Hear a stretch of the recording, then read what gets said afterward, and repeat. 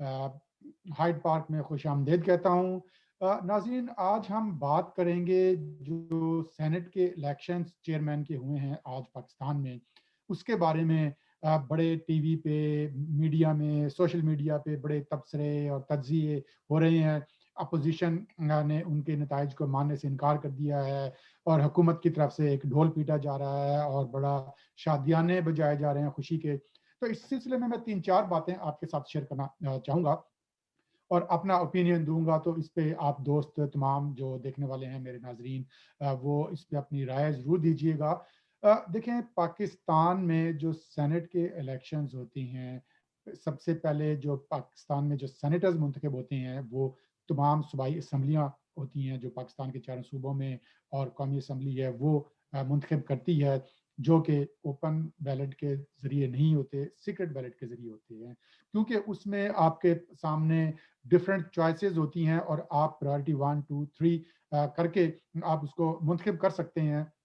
इसलिए इस पॉसिबल नहीं है कि वो शो ऑफ हैंड के ज़रिए हो। इसीलिए गवर्नमेंट ने उसके सिलसिले में चेंज करने के लिए एक रेफरेंस भी दायर किया सुप्रीम कोर्ट में, लेकिन जो आयन का जो आर्टिकल 226 है उसके अंडर ओपन बैलेट नहीं हो सकता। तो वो जैसे जो भी है इलेक्शन हुए और उसमें कुछ इतराज़ात के बावजूद वो एक्सेप्ट हो गए। और उसके बाद आज मरहला था सेनेट के चेयरमैन का। वहां पे जब से सेनेट का चेयरमैन का जो सेनेटर्स मुंतखब हुए हैं, जो पीटीआई का जो मौकफ था और वो जो बात वो कर रही थी कि जी सेनेट के इलेक्शन ओपन बैलेटिंग के जरिए होने चाहिए, उसके बाद से एक कंप्लीट साइलेंस तारी हो गई हुकूमत की तरफ से, प्राइम मिनिस्टर से लेके और उनके एक वर्कर तक, उनके मिनिस्टर तक, उनके एमएनए तक, एमपीएस तक, उनके जो स्पोक्स पर्सन है, वहां पे खामोशी छा गई। उन्होंने उसके बाद दोबारा नाम नहीं लिया। इससे ये साबित होता है कि उनको जब इलेक्शन में शिकस्त होगी, स्पेशली यूसुफ रजा गिलानी की, और उनके सामने एक टास्क नया आया, तो उस वक्त वो भी चाहते थे कि हम भी जो अनफेयर मीन्स हैं उसको जिसको कहें, या जो भी अपने टैक्टिक्स हैं हुकूमत को के पास होते हैं, धौंस होती है, धांधली होती है, उनके पास एजेंसीज होती हैं, उनके पास प्रेशराइज करने के तरीके होते हैं, उनके पास पैसा होता है, तो वो उनको इस्तेमाल करके सेनेट का चेयरमैन मुंतखब करवा लिया जाए। चूंकि एज पर पार्टी पोजीशंस के जो अपोजिशन का अलायंस है उनके पास 53 मेंबर्स मौजूद थे और हैं। एक मेंबर उनका आउट ऑफ कंट्री है, इसहाक डार, उन्होंने हल्फ नहीं उठाया, तो 52 मेंबर्स हैं और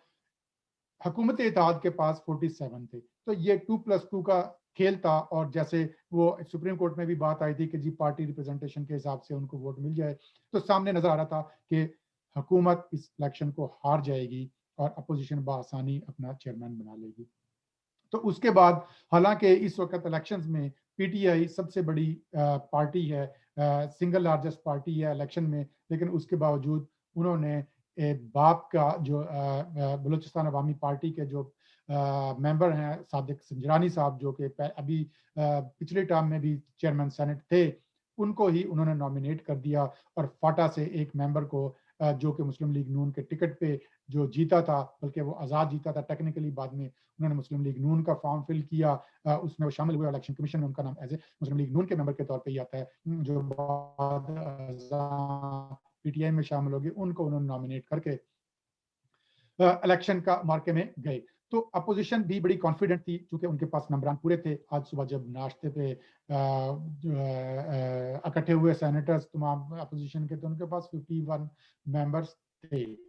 लेकिन देखें उसमें टेक्निकल उन्होंने क्या किया कि प्रेसिडेंट ऑफ पाकिस्तान के पास प्रोरोगेटिव होता है कि किसी को प्रेजाइडिंग ऑफिसर वो अपॉइंट कर सकते हैं। चूंकि ये इलेक्शन कमीशन इसको कंडक्ट नहीं करवाता और इलेक्शन रूल्स के अंडर, जो सेनेट रूल्स हैं उसके अंडर ये इलेक्शन होते हैं, तो इसलिए उन्होंने प्रेसिडिंग जीडीए के जो एक सेनेटर है मुजफ्फर हुसैन शाह को, जो कि अपोजिशन का हिस्सा नहीं है, जो कि हुकूमती इत्तेहाद का हिस्सा है, उनको उन्होंने नॉमिनेट किया प्रिजाइडिंग ऑफिसर के लिए। उसके बावजूद जब सुबह जो अपोजिशन अलायंस के मेंबर पहुंचे, तो वहां पे देखा तो पोलिंग बूथ में वहां पे खुफिया कैमरे लगाए गए थे, ताकि उनको उनको पता चल सके कि उनको अपोजिशन को तो कोई खौफ नहीं था क्योंकि उनके पास मेंबर्स पूरे थे, लेकिन हुकूमत को यह खौफ था कि शायद उनका कोई मेंबर अपोजिशन को वोट ना दे दे, और शायद उन्होंने किसी اپوزیشن کے ممبرس کے ساتھ بھی کوئی طے کیا ہو, ان کو کوئی دھمکایا ہو, ان کو کوئی لالچ دیا ہو, ان کو کوئی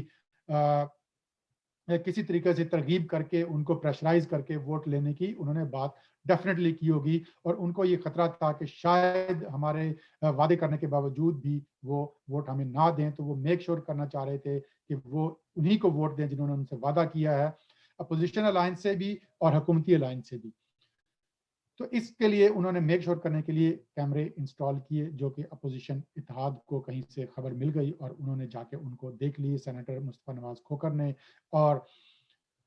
ڈاکٹر مصدق ملک, سینیٹر مصدق ملک جو مسلم لیگ نون کے سینیٹر ہیں, انہوں نے دیکھ لیا اور وہ حکومت کا بھانڈا پھوٹ گیا. اس سے پہلے کل رات کو یہ خبریں آئی تھی کہ انہوں نے تمام اپنے سینیٹرز کو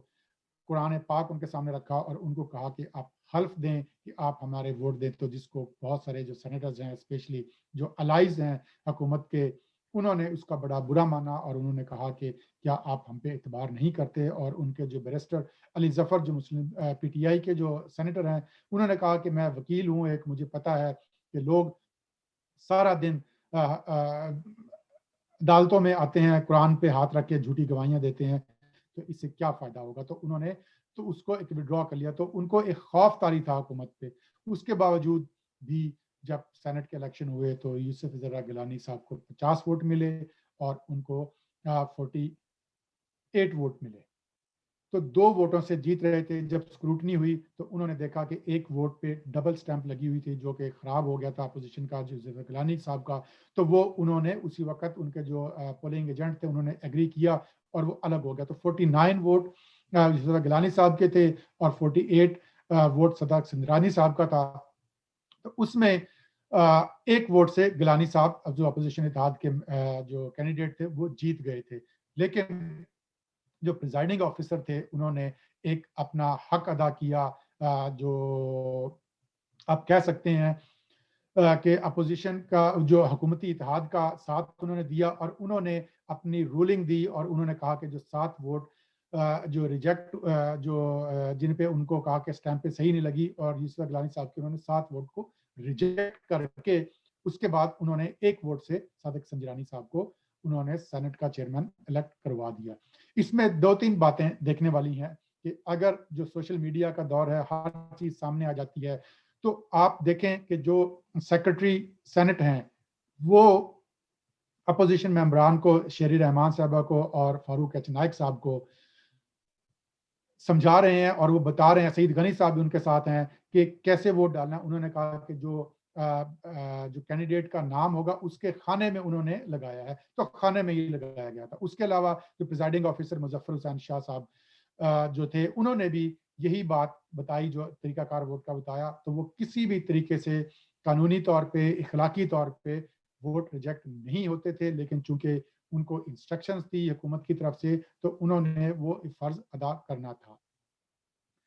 تو یہ تو خیر ہار جیت ہو سکتی ہے, ہو گئی, چلیں موو فارورڈ. ابھی آپ نے ایک سینٹ کا چیئرمین جو کہ ایک سمبل ہوتا ہے, کسٹوڈین آف دا ہاؤس ہوتا ہے, اس کے الیکشن پہ آپ نے اتنی بٹرنس کر دی ہے, تو آگے ہاؤس کیسے چلے گا؟ میرا کوشچن یہ ہے, کیونکہ پارٹی یہ تو خفیہ ووٹ تھے, کچھ ممبران نے جان کے یا انجانے میں کسی دباؤ میں کسی لالچ میں ووٹ ڈال دیا, لیکن چونکہ جب لیجسلیشن ہوتی ہے تو وہ کوئی بھی ممبر پارلیمنٹ کا وہ باؤنڈ ہوتا ہے اپنی پارٹی کے ساتھ کھڑا ہونے پہ. اگر ان پہ ڈیفیکشن کلاز لاگو ہوتی ہے, اگر وہ ووٹ نہیں دے گا پارٹی لائنز پہ تو وہ ڈسکوالیفائی ہو جائے گا. تو حکومت کے لیے یہ ایک چیلنج ہوگا کہ وہ لیجسلیشن کیسی کرے گی. کوئی بھی لیجسلیشن نہیں کر سکے گی اگلے 2.5 سال بھی, جو پچھلے 2.5 سال وہ نہیں کی انہوں نے, وہ اس میں غیر سنجیدہ تھے. پہلی بات تو یہ ہے کہ حکومت سنجیدہ ہی نہیں ہوتی لیجسلیشن میں, لیکن اگر کوئی مجبوری ایسی آ جائے جیسے فیٹف کا بل ہے یا کوئی اور ایسا بل آتا ہے, اور اسپیشلی جو کانسٹیٹیوشنل امینڈمنٹ ہے, تو ان کو اپوزیشن کو جب آپ نے ایک ڈچ کیا ہے اور آپ نے ایک غیر اخلاقی اور غیر قانونی طریقے سے آپ نے دھاندلی سے ایک سینٹ کا چیئرمین منتخب کرایا ہے, تو آپ کیا ان سے توقع رکھیں گے کہ وہ آپ کے ساتھ کوآپریٹ کریں گی؟ تو میرا خیال تھا کہ آج ایک موقع تھا حکومت کے لیے بھی اور اپوزیشن کے لیے بھی یہ کہ وہ اپنی تلخیاں بلاتے, اور اگلے 2 یا 2.5 سال جو حکومت کے پاس باقی ہیں اس میں حکومت کو ایک کنسٹرکٹیو کام کیا, لیکن حکومت نے یہ موقع بھی گنوا دیا. उसके अलावा नाजरीन, तारीख में चंद मौके ऐसे आते हैं जहां पे कुछ इंसानों का, एक शख्स का फैसला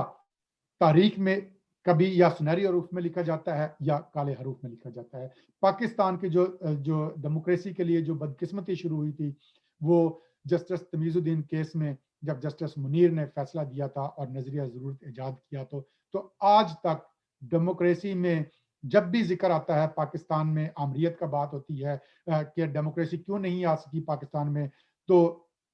सबसे ज्यादा जो गाली पड़ती है, जो बुरा कहा जाता है, जस्टिस मुनीर का नाम एक डेमोक्रेसी की हिस्ट्री में एक स्याह हरूफ में लिखा जाएगा और लिखा जा चुका है उनका नाम। इसी तरीके से आज मुजफ्फर हुसैन शाह साहब के पास एक प्रिजाइडिंग ऑफिसर जो कि एक जज का रोल अदा करता है, उनकी कोई बहुत लंबी चौड़ी पार्टी नहीं है, वो पार्टी में वो कोई इलेक्शन में कोई नो वारद नहीं है सियासत में कि उनका एक पॉलिटिकल कैरियर हो, कि उन्होंने अपना पॉलिटिकल कैरियर, वो उनकी एज देखें, उन्होंने शायद उनका लास्ट चांस है कि वो उसके बाद जब वो रिटायर होंगे 2024 के बाद, शायद उनको दोबारा वो सियासत करने के काबिल रहें या ना रहें, या सियासत से वो रिटायरमेंट ले लें। उसके बावजूद, और उनकी कोई पार्टी भी नहीं है ऐसी कि उनको कोई एम्बिशंस हों, वो चीफ मिनिस्टर भी रह चुके हैं, वो स्पीकर भी रह चुके हैं, वो गवर्नर भी रह चुके हैं, उनके पास बहुत सारे ओहदे रह चुके हैं। तो उनके पास एक मौका था कि हिस्ट्री में अपना नाम अच्छे अच्छे अल्फाज में लिखवा लेते, लेकिन और सुनहरी रूफ में उनका नाम लिखा जाता, लेकिन शायद उन्होंने आज ये फैसला किया कि जो जहाँ पे जो पाकिस्तान की बदकिस्मती का और आमरीत का सफर जस्टिस मुनीर से शुरू हुआ था, तो आज उन्होंने भी जस्टिस मुनीर की सफ में मुजफ्फर हुसैन शाह ने अपना नाम लिखवाना पसंद किया, और उन्होंने जो हमारे अच्छे स्पीकर रहे हैं और जो सेनेट के चेयरमैन रहे हैं, जैसे रजा रब्बानी साहब का एक नाम, रोशन नाम आता है, तो उन्होंने ये डिसाइड किया कि वो अपना तारीख में नाम अच्छे अल्फाज में नहीं लिखवाना चाहते, और उन्होंने आज अपने मुजफ्फर हुसैन शाह साहब ने अपना तारीख में नाम शाह हरूफ में लिखवा लिया है। देखते हैं कि अभी जो उन्होंने एक तलखी पैदा की है, क्या उसके असरात आएंगे आने वाले दिनों में। लॉन्ग मार्च अपोजिशन अभी करने जा रही है 26 तारीख से, तो उसका क्या एक इंस्टिगेट कर रही है जानबूझ के हुकूमत उनको, अपोजिशन को, और हुकूमत के पास लगता है कोई एजेंडा नहीं है सिवाय लड़ाई झगड़े के, और उनके साथ अपोजिशन के साथ सींग फंसा के बैठी रहे हर वक्त, और वो एक माहौल बना के रखे ताकि उनकी जो परफॉर्मेंस है, जो बैड परफॉर्मेंस है, वो छुप जाए, और वो एक जो अपनी कोर कॉन्स्टिट्यूंसी है, जो कि मारो छोड़ो पकड़ लो जाने ना दो किसी को, और गालिब गलोच की सियासत को ही मेरा ख्याल है कि अगला एजेंडा आज तय कर दिया है। अगले जब तक ये हुकूमत है, उन्होंने ये अपनी इंटेंशन शो कर दी है कि अगले 2.5 साल भी वो इसी पिच पे खेलेंगे और ऐसा ही मैच करेंगे। तो देखते हैं कि नाजरीन हुकूमत इसमें कितना कामयाब होती है, और क्या मुल्क को, शायद हुकूमत को कोई फायदा हो जाए, शायद इस सारी सिनेरियो में अपोजिशन को फायदा हो जाए। जो लूजर है अल्टीमेटली वो पाकिस्तान का गरीब आवाम है, जो कि आगे ही महंगाई की चक्की में पिस रहा है, बेरोजगारी के मसाइल हैं, सेहत के हालात आप देख लें क्या है लोगों के, बेरोजगारी बिल्कुल बढ़ गई है, नौकरियां नहीं मिलती, बिजनेस नहीं चल रहे, लेकिन आवाम को 2 वक्त की रोटी का किसी को फिक्र नहीं है, और एक सियासी पॉइंट स्कोरिंग और जीतने का जुनून चढ़ा हुआ है। तो नाज़रीन, देखते हैं कि आगे क्या हालात करवट बढ़ते हैं। अल्लाह ताला अपने पाकिस्तान पे रहम फरमाए, और शायद हुकूमत के दिल में कोई रहम डाले कि वो गरीब आवाम का भी सोचे, जिसका कि आवाम ने उनको मैंडेट दिया है। तो देखेंगे अगले दिनों में सियासत का ऊँट किस करवट बैठता है। उस वक़्त तक इजाज़त दीजिए। अपना और गिरदनवा का ख्याल रखिएगा। आप मेरा प्रोग्राम ज़रूर देखें। हाइड पार्क को सब्सक्राइब करें, और उसके साथ जब आप सब्सक्राइब का बटन है, उसके साथ एक बेल आइकॉन का बटन भी है। बेल आइकॉन को आप प्रेस करें ताकि आपको नोटिफ़िकेशन मिल जाए। आप मेरे प्रोग्राम पे कमेंट ज़रूर कीजिएगा। अपना और अपने घरवालों का ख्याल रखिएगा।